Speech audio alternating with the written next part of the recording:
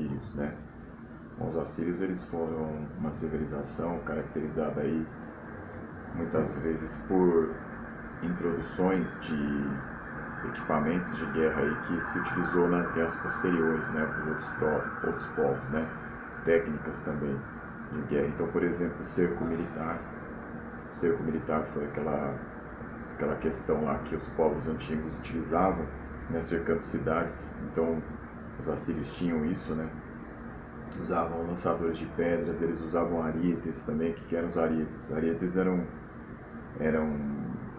espécies de toras, né, que eles, enfim, vários homens empurravam para derrubar portões, né. Então, lembrando que a gente está falando dessa região aqui, né.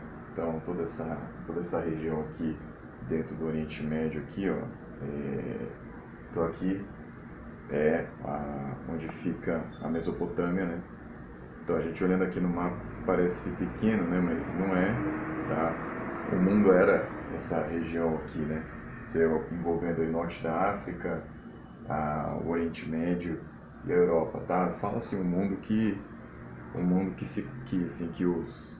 depois muita gente acabou registrando ali como o Velho Mundo, né? Bom, então os assírios têm essa característica. Então, devido a essa questão assim de ter essa força, os assírios eles vão acabar ali tendo muitos inimigos, né? E aí vai acontecer que lá no milênio 1 a.C., né, por volta do século 7, né, lá no século 7, para ser mais preciso, antes de Cristo, os assírios eles vão ser derrotados, né? Por quem que eles vão ser derrotados? Eles vão ser derrotados pelos neobabilônicos, também conhecidos como caldeus, unidos com vários outros povos ali da região, né? Então os neobabilônicos vão estabelecer o seu poder, né? Antes de serem derrotados, né, os assírios tinham mudado a sua capital Assur, que é daí que vem o nome deles, assírios, para Nínive, né, que é uma cidade lá que, enfim, vai ser muito demonizada, inclusive na Bíblia, né, vai acontecer isso. Enfim, só um detalhe aí, só para vocês pegarem alguma referência de onde é que Nínive aparece. Mas enfim, Nínive é a cidade ali que foi a última capital dos assírios, né. Bom, então, né, sobre os neobabilônicos, né, uma coisa importante de falar é que os neobabilônicos eles vão acabar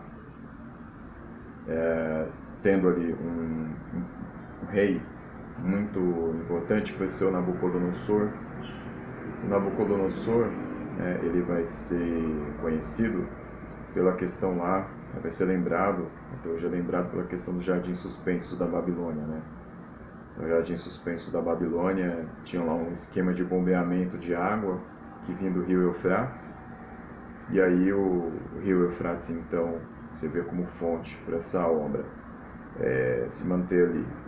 Então, assim, mas hoje tem polêmica sobre isso, né? Então, assim, tem alguns textos que dizem que, na verdade, isso é uma reminiscência dos jardins que já existiam na Assíria, né? Então, assim, é uma coisa muito polêmica, né? Enfim, mas o jardim suspenso da Babilônia, eles são essa obra aí, que era conhecida como uma das 7 maravilhas do mundo antigo, tá? Então, aí, da época dos neobabilônicos, essa obra. Bom, outra coisa para falar sobre esse assunto, assim, só para ir já encaminhando para o final dele, porque a gente já falou em outras aulas sobre os mesopotâmicos, é falar sobre a religião, né, da Mesopotâmia em geral. Tem esse livro aqui, ó, que se chama Tópicos de História Antiga Oriental, tá? É da Maria Teresa David João, que é bem interessante, que fala sobre essa questão. Ela compara até a religião egípcia com a religião mesopotâmica em geral, e ela vai estabelecer uma diferença interessante, que é o seguinte: enquanto lá no Egito tinha uma ideia de esperança para a pessoa que morresse, né, depois da morte ela poderia alcançar um lugar, né, se o coração dela fosse menos pesado do que a pena de avestruz, tinha aquela ideia de que a alma voltaria para o corpo, né, e o ser viveria num outro plano, né? Então, os egípcios, por isso que eles carregavam lá nas suas tumbas, né, falando do caso dos faraós, presentes, né, brinquedos, comida até, perfumes, enfim, com essa esperança de que eles iriam ter uma vida depois. Agora, em geral, no caso dos mesopotâmicos aqui, que a autora explica, não tinha tanto esse costume, tá? Então a morte era mais triste para eles. A morte para os mesopotâmicos, em geral, que eu estou generalizando, a morte para eles era mais fria, né? Era mais triste, por quê? Porque a morte realmente era o fim, ali nos mesopotâmicos, tá? Então, por exemplo, a cidade de Uruk, que é uma das primeiras cidades aqui, né, de que se tem notícia já lá na época dos sumérios, né?